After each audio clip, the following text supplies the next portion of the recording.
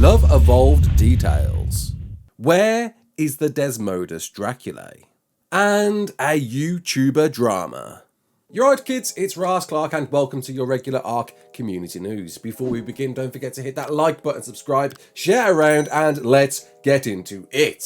So, the community crunch dropped last night revealing our Love Evolved details. Finally, we know now what to expect, what's going on in the world of Valentine's love. Kicking us off on Wednesday, Feb the 9th through to Wednesday, Feb the 16th, we will get love. You will then have access to the event, all of its rates and cosmetics. What's interesting though is the date, and I'll get to that one in just a moment though, but let's go through what you can get in the event. Joining the event, skins we've seen before like the heart-shaped shield skin, the heart-shaped sunglasses skin, the Cupid Cooter bottom, Cupid Cooter top, halo headband, teddy bear grenades, bow and arrows, and Love Shackles new this year, we've got the Bear Hug swimsuit skin, Odd Couple swimsuit skin, and Sauropod Heart swimsuit skin. No overall big bodysuit like we've got with the Santa Claus and the Rex costume, sadly, but you know, more costumes are more costumes, more skins are more skins. We have got a new emote though, the Self Hug, where yes, you'll be doing lots of hugging yourself, as well as a new selection of chibis such as the Pelagornis, the now underloved Arca, the Gallimimus,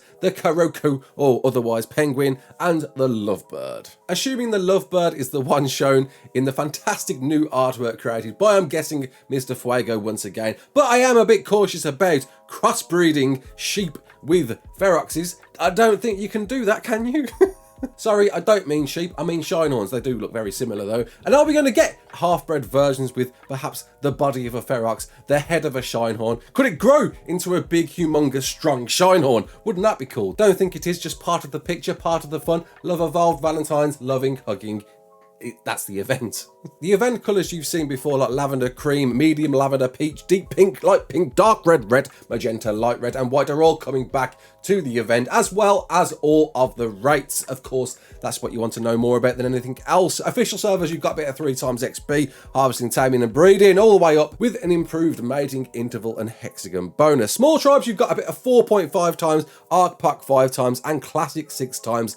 Lots of tasty rates for you out there if you're going to be on for the event, whereby in the event you need to get yourself plenty of chocolate boxes you get by breeding creatures together, and you've got a % chance of getting one of these that you can then use to 50% tame a creature, making it a lot easier, or to heal their health all the way up to max, making this a pretty decent thing to have, especially in PvP. But you can only use them once only. There is a time limit on when you can use another one, so don't think you can spam these on your creatures. You will be able to go fishing as well for these fish with love hearts on their heads, pink fish. If you catch them, you will get a Valentine's Love Evolved related goodie drop for you. And yes, you've only got 1 week to do as much of this as you possibly can. Now I can hear you saying 1 week, why 1 week? You've been spoilt in the past. I know the Winter Wonderland event ran for a very long time, but it was confirmed by said Love Evolved has always been 1 week. It's never been any more than that.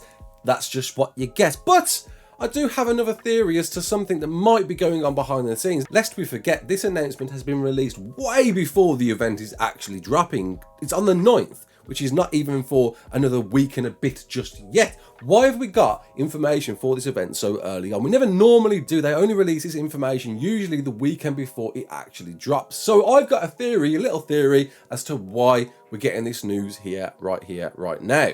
Lest we forget, in last week's community crunch, it was announced a dossier would be on our way to us of the Desmodus Draculae, but we haven't seen that just yet. So my theory is the Desmodus Draculae dossier will be released next weekend, where we're going to see all of its abilities. Now, it's not going to be the abilities pitched in the initial community vote that helped it win the vote, but even if we get just one of these, like the ability to locate and stun dinos in a single screech, would be a wonderful addition to have in the game. An ability to bleed hostile dinos and enemy players, supporting friendlies by scanning the area with an echolocation ability, screeching, stunning everything in the vicinity, and other abilities such as air dodging, climbing and latching onto walls and trees, Any of these would be great to see with this creature, but yes, we don't know exactly what these will be until that official dossier is released, and I think it's certainly going to be next week. As well as possibly this, the Charcharodonto, lest we forget, this is going to be another creature that's going to drop to ARK this year. When exactly, we don't know. They just simply said later this year.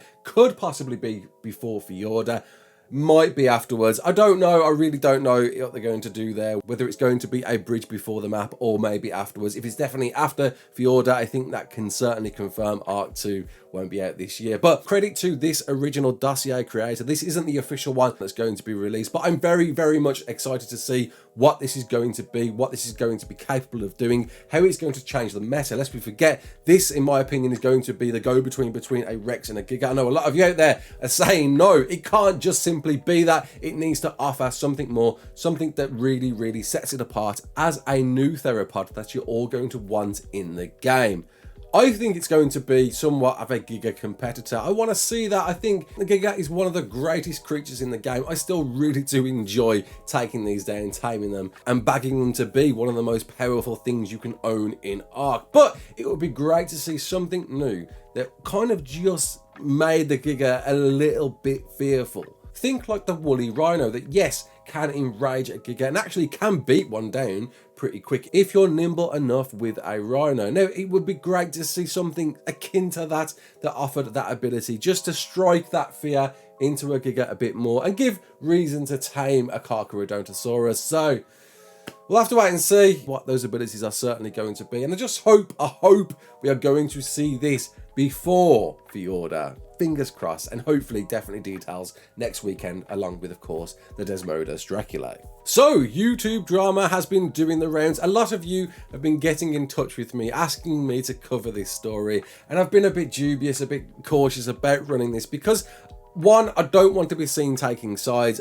This is a thing between a bunch of other content creators. Whilst there are points that are very, very valid, I certainly don't want to go all pitchfork and torch on any content creator out there, but it's certainly worth talking about for one reason and one reason only. But to break it down quickly, after a falling out between a bunch of content creators all playing together in a tribe whereby they all got kicked, there were videos created outing out the other for this and that, for perhaps not filming 100-day videos as correctly as they really should have, talking smack about one another. It got a bit ugly in parts. A lot of content creators I really do respect. Even Finn, we got Finn on the show for an interview in recent times, which I'll certainly leave a link to the below if you want to check that out and learn more about one of the best editors out there. I certainly do think he is. But what frustrated me about these videos, in fact, so many videos out there today, nowadays, is flippant acceptance of people paying people to DDoS servers. Now, I know this doesn't affect everybody out there. It is mainly on PvP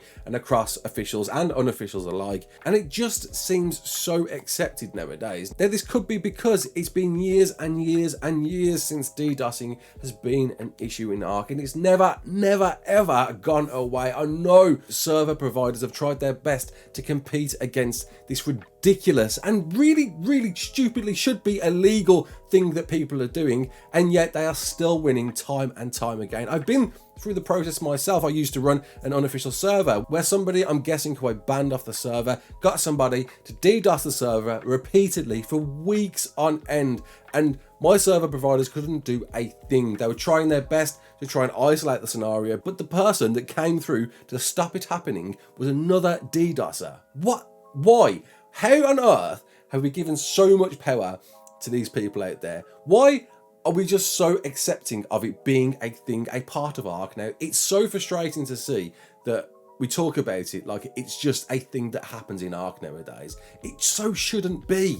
Why? I know and have seen it. Server providers out there are doing their best to try and ramp up their security and to try and stop DDoSers using the methods that they are using. But what happens is they just use another new method each and every time that one gets crushed. It's like multiple doors being accessed to a place and they manage to close one door, but DDoSer finds another door through to keep it going. And the bus keeps rotating 24/7. Doesn't rotate, buses don't rotate, but you know what I mean. A world bus of DDoSers all just constantly taking down servers. But there's one big thing that we all need to address and think about and look at, and the fact is that many of these people that do this because they get paid.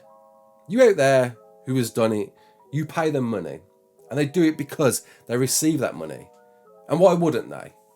If you had an opportunity to get paid for doing something where you simply click a few buttons and take down a server, why wouldn't you do it? So this is a calling to everybody out there. Stop doing it. Stop encouraging it. Stop making it a thing. Whoever you are out there, whoever's entertained the idea, I know we can all get very, very flustered, very angry in a very competitive game and see this as a result because everybody else is doing it. Why don't I do it? Why don't I? But don't. It shouldn't be a thing you should be advocating. It shouldn't be a thing you are encouraging. Stop paying DDoSers to DDoS servers. If they're going to do it, fine. But I guarantee the minute we all stop encouraging them, paying them to do this, watch how few people stop doing that. Now, I know it's not as simple as that. I know these are just my words and my words only, and you're probably going to laugh at this and ignore this for just it being me, somebody who's trying to preach to the crowd. But why don't you think about that for 1 second? If everybody just discouraged it, if everybody thought, okay, I'm going to stop it, I'm going to stop getting DDoSers involved, I guarantee the issue would be so much smaller than it is today. Stop using it as an accepted part of ARK. Yes, I agree, server providers need to do more to ramp up their security, and they're trying, they are trying. I've seen it, I've seen them trying. Perhaps they're not trying hard enough, I don't know, I can't talk for them. I've only seen what I've seen, but it's a two-way street. You can do your part too. Stop encouraging DDoSers to do this. Just think about it for a second. That's all I ask. And it's shoutout time once again. This time we are shouting out Mr. Chips doing his ARK build, and certainly did create one of the most inventive things I think I've ever seen in ARK. A cryopod building, of course. Built to throw all of your cryopods in. Why not? I think this is such an inventive, cool way of replicating an in-game item, and it's so simple to do. It really, really is. And I'll certainly leave a link to Chip's channel in the description, as well as many other videos he's done. He even got involved in the Architects events we've covered in the past. Honestly, wonderful, talented builder who certainly deserves more credit than he's got. 7k subs, not bad, certainly deserves a lot more. So please do go check him out. You won't be disappointed. And there we go, that's your news for today. I hope you enjoyed it. If you did, comment below, let me know. What do you think about my DDoSing rant? Are you on board, or am I talking absolute nonsense? Are you looking forward to Love Evolved and hugging yourself? Can't wait. My name's Raasclark. Don't forget to like, share and subscribe, and as always, peace out.